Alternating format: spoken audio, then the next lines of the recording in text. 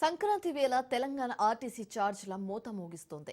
పండుగను ఆసరగా చేసుకున్న TGS RTC ఏకంగా 50% ఛార్జీలను పెంచింది. అయితే ఛార్జీల పెంపుపై ఎలాంటి అధికారిక ప్రకటన చేయలేదు. టికెట్ల ధరల పెంపును అంగీకరించడం లేదు. పైగా ఆర్టీసీ ఛార్జీల ధరలను పెంచలేదని పలువురు అధికారులు చెప్పడం విడ్డూరంగా ఉంది. ఇక ఆర్టీసీ పెంచిన టికెట్ల ధరలపై ప్రయాణికులు ఆగ్రహం వ్యక్తం చేస్తున్నారు. ఇదే అంశానికి సంబంధించి తాజా సమాచారం ఎంజీబీఎస్ నుంచి మా ప్రతినిధి రత్నకుమార్ లైవ్ ద్వారా అందిస్తారు.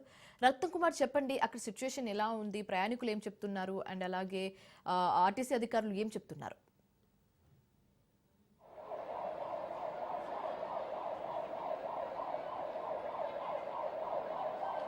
వాస్తవానికి ఇటు పండుగ సీజన్కు సంబంధించి ఇప్పుడు సంక్రాంతికి గత కొన్ని రోజులుగా కూడా ప్రయాణికులు తమ సొంతూళ్లకు వెళ్తూ ఉన్నారు పండుగను సెలబ్రేట్ చేసుకోవడం కోసం.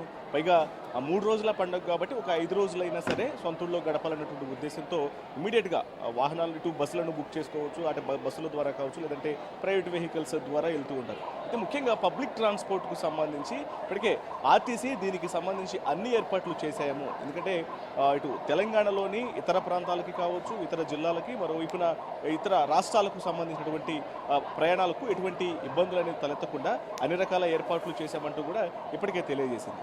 అయితే ఇక్కడ విషయం మరి ఇంతకు అసలు పెంచినటువంటి ఛార్జీల అంశాన్ని ఎందుకు అంటే అఫీషియల్గా మెన్షన్ చేయట్లేదు అనేది ఒక క్వశ్చన్ మార్క్గా మారింది.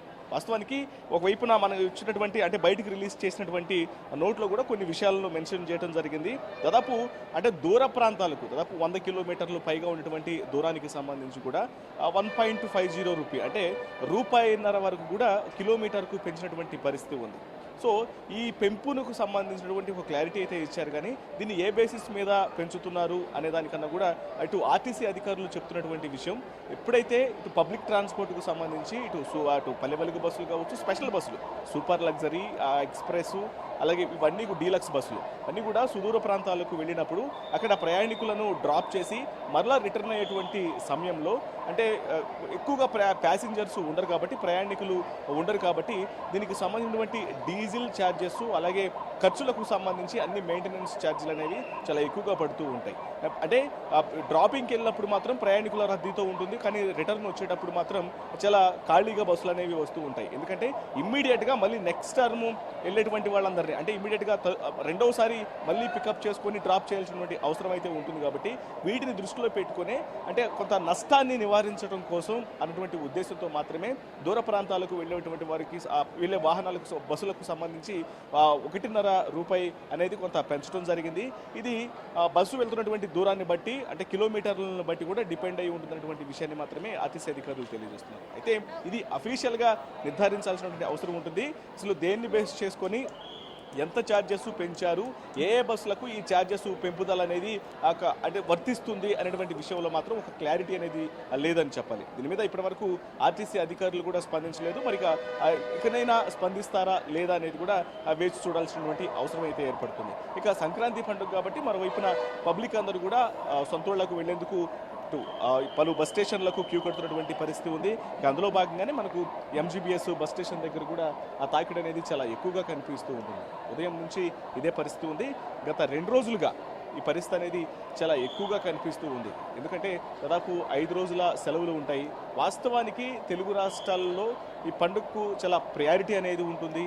వైపున తెలంగాణతో పాటు ముఖ్యంగా ఆంధ్రాకు వెళ్ళేటువంటి ప్రజలు ఎవరైతే ఉంటారో ఏపీలో సంక్రాంతి పండుగ సెలబ్రేషన్ అనేది చాలా ఎక్కువగా సెలబ్రేట్ చేసుకుంటూ ఉంటారు. 3 రోజుల పండుగ రకరకాలుగా కుటుంబ సభ్యులు అలాగే ఇతర ప్రాంతాల్లో ఉండేటువంటి వాళ్ళందరూ కూడా సొంతూళ్లకు వెళ్ళి కుటుంబ సభ్యుల సమక్షంలో అందరూ ఒక చోట చేరి ఈ పండుగను సెలబ్రేట్ చేసుకోవడం కోసం ఆశపడుతూ ఉంటారు. అందులో భాగంగానే ఎక్కడ సెటిల్ అయి ఉన్నప్పటికీ ముఖ్యంగా హైదరాబాద్లో ఉన్నటువంటి సెటిలర్స్ అందరూ కూడా తమ సొంతూళ్లకు వెళ్ళి పండుగను సెలబ్రేట్ చేసుకోవాలన్నటువంటి ఉద్దేశంతోనే ఇక సొంతూళ్లకు క్యూ కడుతూ ఉంటారు. అందులో భాగంగానే గత 2 రోజుల నుంచి హైదరాబాద్ మహానగరంలో ఉన్నటువంటి అన్ని బస్ స్టేషన్స్ చాలా రష్గా కనిపిస్తూ ఉన్నాయి. మనం ఎంజీబీఎస్ బస్ స్టేషన్లో కూడా ఒకసారి చూసినట్లయితే పబ్లిక్ తాకిడి అనేది పెరుగుతూనే ఉంది తప్ప ఏమాత్రం తగ్గట్లేదు.